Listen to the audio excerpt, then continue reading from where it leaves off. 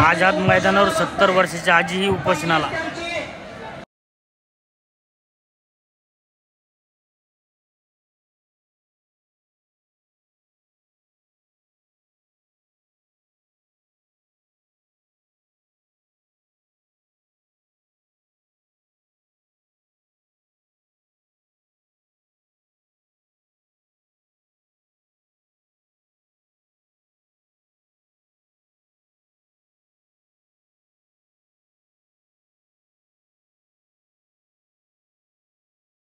याचा पुढचा तिसरा मुद्दा सांगतो।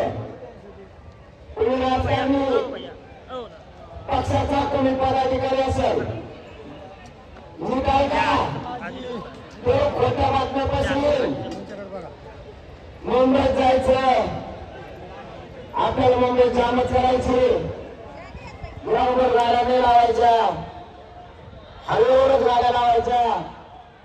आजची जबाबदारी एक लक्षात ठेवा, आरक्षणाची जबाबदारी माझ्यावर। शांततेत राहून सरकारला आणि पोलिसाला सहकार्य करण्याची जबाबदारी तुमची। आता तुम्ही सगळ्यांनी एक काम केलंय, इकडे येताना तुम्ही गाड्या रोडवर सुरू करायचं। तुम्ही जी मुंबई जाम केली ना मराठ्याला, 2 घंट्यात पुन्हा मोकळी मुंबई झाली पाहिजे, जबाबदारी तुमची। आता मला बोलता येणार नाहीये उपोषणाला बसलो म्हणून, मला एकही बातमी कानावर आली नाही पाहिजे किंवा पोलीस बांधव येऊन नाराज नाही झाला पाहिजे की या ठिकाणी गाडी लावली, या ठिकाणी ट्रॅफिक जाम झाली। आपण आझाद मैदानाला येणार होतो, आपण आलो। बऱ्याच जणांना वाटलं होतं पाठ होऊन द्यायचं नाही, मराठी मांड्या घालून बसले।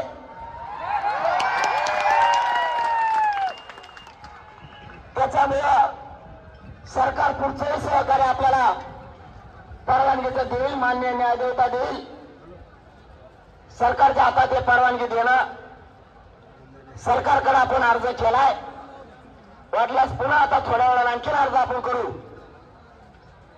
जोपर्यंत मागण्याची अंमलबजावणी होत नाही तोपर्यंत हे आंदोलन कायम सुरू राहील, अशी बेमुदत आपण परवानगी त्यांना मागू। 100% खात्री आहे, सरकारनं तुम्हाला सन्मानानं मुंबईत आणलं, पोलीस बांधवांनी मराठ्याला सन्मानानं मुंबईत आणलं।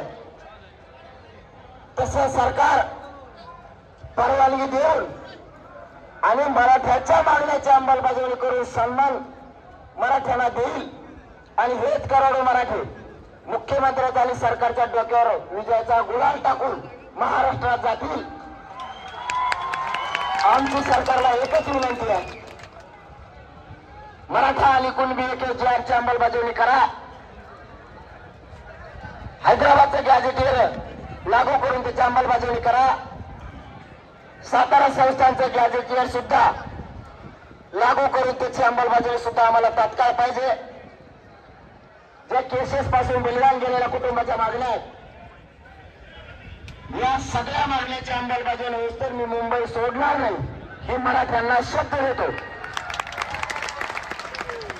आताही मला सरकारनं गोळ्या जरी घातल्या तरी मी बलिदान द्यायला तयार आहे, पण मागं हटायला तयार नाही, हे शब्द आहे माझा तुम्हाला। मी या समाजासाठी मैदानात येऊन वीरमरण पत्करायला तयार आहे, पण हटायला तयार नाहीये। तुमची फक्त जबाबदारी तुम्ही पार पाडायची। माझ्या मराठीची मान खाली येईल असं एका इथले आंदोलक मराठीने वागायचं नाही।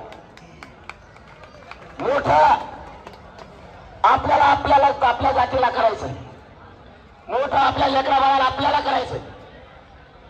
एखादा राजकीय कार्यकर्ता येऊन हट्ट धरील, मला तिकडेच गाडी न्यायची, सरकारने सहकार्य नाही केल्यावर मग तो हट्ट असतो आम्हाला तिकडेच जायचं।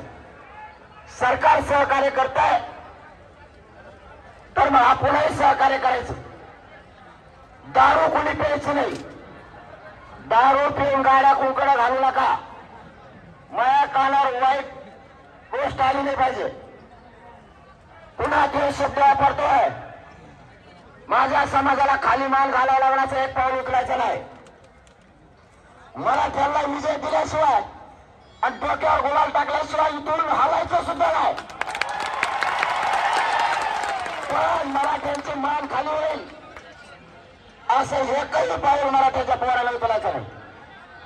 माय बापू, सगळं कुटुंब सोडून तुमच्यासाठी लढतोय. मी या समाजाला कुटुंब मानलंय. मग तुम्ही जर माझ्या कुटुंबातले, मी जर तुमच्या कुटुंबातला आहे, माझा शब्द खाली पडू द्यायचा नाही, कारण मी तुमचा खाली पडू देत नाही. माझं कुटुंब त्याची उभी राखरांगोळी झाली तरी चालेल, पण या समाजाचं मला वाटोळं होऊ द्यायचं नाही. म्हणून कुणाला बोलायला संधी द्यायची नाही, काही गडबड गोंधळ करायचा नाही. जे ग्राउंड दिलंय त्याच ग्राउंडवर राहायचं आणि झोपायचं. तुम्ही टेन्शन कधी घ्यायचं होतं? मी जर आझाद मैदानाला नसतो तर. आता मी आझाद मैदानाला म्हणल्याच्या नंतर तुम्ही इथून 50 किलोमीटर बिनधास्त झोपा. तुम्ही म्हणायचं आपला पक्ष तुम्ही झोपलेला, आम्हाला काय टेन्शन नाही. आणि अशी अवलाद आहे, मॅनेज होत नाही, टेन्शन घेऊ नका तुम्ही. शेवटी येऊन आलं तर मरण येईल, मी भोगायला तयार आहे. पण तुम्हाला इथून रेल्वेच्या ठिकाणी पार्किंग दिल्यात, 5 रुपयात 10 रुपयात तुम्ही आझाद मैदानावर येता. बिनधास्त गाड्या लावायच्या, रेल्वेला यायचं जायचं, संध्याकाळी रेटून जेवायचं आणि त्या गाडीत झोपायचं. कारण इकडे पाऊस अचानक येतो आणि अचानक जातो. त्याच्यामुळं तुम्हाला शरीर काही झालं, माझ्या समाजाला किंमत द्या. पुन्हा एकदा सांगतो, समाजाने खूप विश्वासाला आपल्याला 500 किलोमीटर पाठवलंय. समाज मिनिटात आले आणि तुम्ही जरी तुमची पार्किंग इथंच जवळ कुठं असेल, 5-5 किलोमीटरवर, 10-20 किलोमीटरवर नाही झालं तर 30 किलोमीटर बस का, आता 2 किलोमीटर फक्त. अरे बाबा साहेब, आम्ही त्याच्यापेक्षा लांब धरतो, जाऊ दे तिकडे. बरे वाशे दे वाशे, हा अरे वाशे जाऊन झोपा काही जण सकाळी हो जमत ना. काय जण वाशे झोपा सकाळी निघाले तिकडे रेटून खाल्लं की. फक्त त्रास मुंबईकरांना द्यायचा कोणी नाही. मला आता मी उपोषण सुरू झालंय 10ला, मला बोलणं सुद्धा चालत नाही. पण ही शब्द जरा हिताचा होता समाजाचा. या समाजाला आडमुठं समजू नये. आपलं काम होतं सरकारने सहकार्य नाही केल्यावर मुंबई जाम करणं, आणि या बादर पठ्ठ्याने करून दाखवणे मराठ्याच्या पोरांनी. आता त्यांनी सहकार्य केलं, आता आपण पूर्ण मुंबई 1 ते 2 घंट्याच्या आत मोकळी झाली पाहिजे, असा पटापट मनाने गाड्या काढून घ्यायच्या. आणि पार्किंगच्या ठिकाणी पोलिसांना विचारायचं, पार्किंग साहेब कुठे? पोलिस म्हणले पाहिजे, शाळेला पहिले तर बाजूला घेमत होतो तर तेच उभा करून तिकडे गेला, आणि आता पार्किंग विचारतो साहेब कुठे. इतकं सहकार्य करायचं. सरकार आडमुठे शिरल्यावर मग पुढचा बघू आपण काय करायचं. तुझं टेन्शन तुम्हाला काय घेऊ, मी आहे ना. म्हणून पुन्हा एकदा सांगतो, सगळ्यांनी शांततेत यायचंय जायचंय. ज्यांना गावाकडे जायचं 29ला वाटा लावायला येणार होते त्यांनी वापस जा. काय आणखी वाशीपाशी जाम होत असं कळालं फोनवर. तिकडेच एक पोटे आणखी 10-5 लाख लोक तिकडेच आहेत आणखी. ज्यांना वापस जायचं ते वापस जा. सोडायला आलेले आणि आता जवळ आम्ही संदेश देत नाही. काय हरकत नाही, काय हरकत नाही, ओके, काय हरकत नाही. मान्य केलं तुमचं, ओके. आता फक्त तुम्ही मी सांगितलेलं मान्य करायचंय. मी सांगा शब्दाच्या पुढे जायचं नाही, नाही तर समाजात वाटलं होईल.